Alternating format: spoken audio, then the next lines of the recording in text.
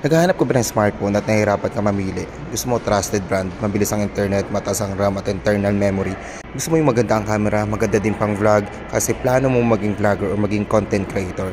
Gusto mo fast charging kasi mabilis ka mainip sa pag-charge. At syempre, goods for gaming na din. At yung price, saktong-sakto lang sa budget mo. Sakto at sa tamang video ka. Check mo itong si Vivo V29e 5G. Meron lang naman siya Aura Portrait 2.0 with night algorithm, 12GB of RAM plus 256GB of internal memory. Naka 50 megapixel autofocus, group selfie, 64 megapixel OIS ultra sensing camera, 120Hz refresh rate at 6nm Qualcomm Snapdragon 5G processor. Tara samahan niyo ako himayin isa-isa ang mga specs and features niya. Simulan natin dun sa Aura Light 2.0.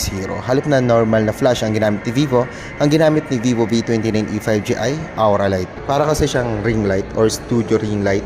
Mas okay naman ito kaysa sa mga normal na flashlight kasi balance yung liwanag na kaya niya i-provide at mas malakas ang liwanag kasi manggagaling yung liwanag niya sa iba't ibang angle. 256GB of internal memory na po siya. Sa ganito kalaking internal memory, marami ka na pang mailalagay ditong picture, videos, apps, music.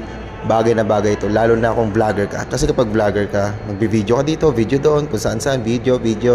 Matagal ito bago mapuno ng mga video. At makukumpleto mo yung vlog mo nang di ka makakapos sa memory. 12GB of RAM po siya at may RAM expansion po siya. Kung sakaling kapos sa iyo yung 12GB of RAM, pwede mo itong i-expand at magiging total ito ng 20GB of RAM. Ibabawas niya lang naman yung 8GB of RAM sa internal memory at ililipat niya sa RAM para maging 20GB of RAM. Okay? Alam mo ba sa ganyang kataas na RAM, kahit mag-open ka ng 36 apps ng sabay-sabay, hindi po siya maglalag, hindi maghang. Smooth lang siya gamitin at kahit magpalipat-lipat ka ng apps, hindi magre-reload yung apps kagaya ng Facebook kapag nag-switch ka ng apps. Kapag masyado kasing mababa yung RAM mo, tapos nagpalit-palit ka ng mga application, nag-switch ka ng apps, minsan nagre-reload yung apps na ginagamit mo. For example, yung Facebook. Halimbawa, nagpalit-palit ka ng apps na binubuksan. From YouTube, pumunta ka ng Facebook, tapos from Facebook, pumunta ka sa YouTube. Pagbalik mo sa Facebook, nag-reload na yung tinitingnan mo doon sa newsfeed.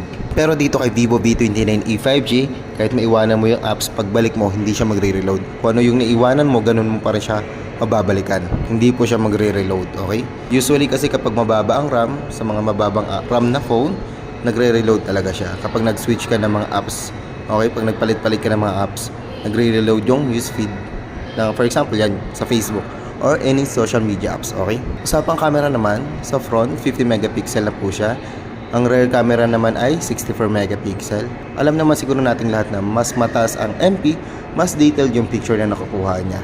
Okay? Kapag mas detailed, syempre kapag zoom mo, pino pa rin siya yung image. Malinaw pa rin siya. Clear pa rin yung image kahit i-zoom mo. Kasi mataas yung megapixel.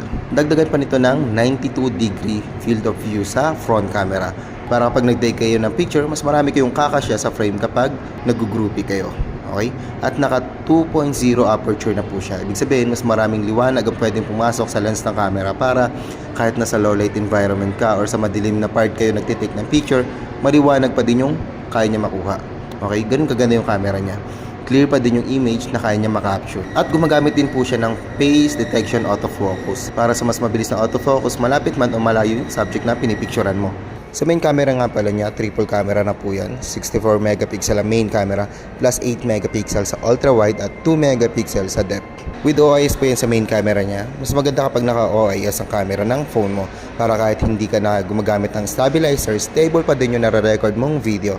Kahit naglalakad ka, nakamotor, tumatakbo, stable pa din at iwas blur kapag nagre-record ng video. At ganoon din kapag nagtitake ka ng picture or ng photo, iwas blur din po siya. Maganda ito gamitin lalo na sa mga taong pasmado ang kamay.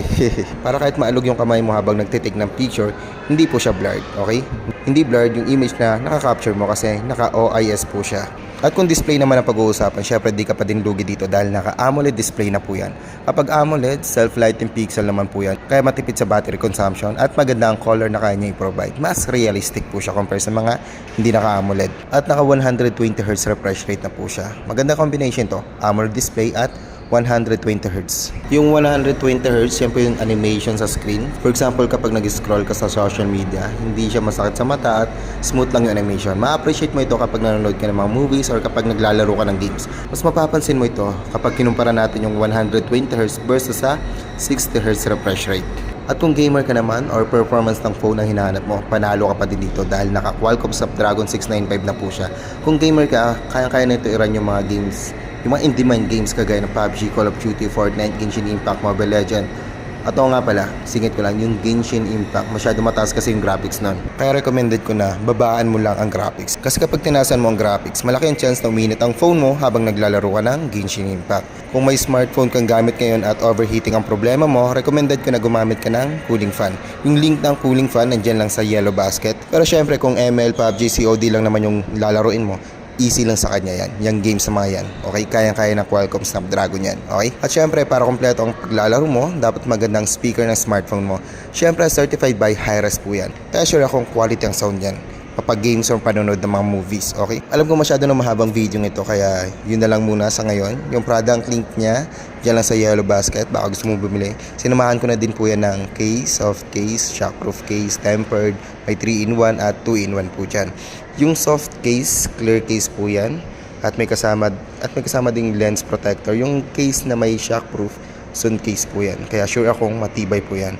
May tempered po dyan na 2-in-1. May tempered na may kasamang lens protector. May hydrogel din po dyan na 3-in-1. Hydrogel na may kasamang pang carbon fiber sticker film na para sa likod. At meron ding lens protector. Sobrang mura na po niya mga yan compare sa mall. Try mong magtanong-tanong sa loob ng mall kung magkano yung mga presyo ng mga ganyan. For sure mahal. Okay? For sure mas mahal yan. Tapos hindi pa 3-in-1. Dito ka makakita ng mga ganyang offer. 3-in-1, 4-in-1. Tapos sobrang baba ng presyo. Yun lang naman. Peace out.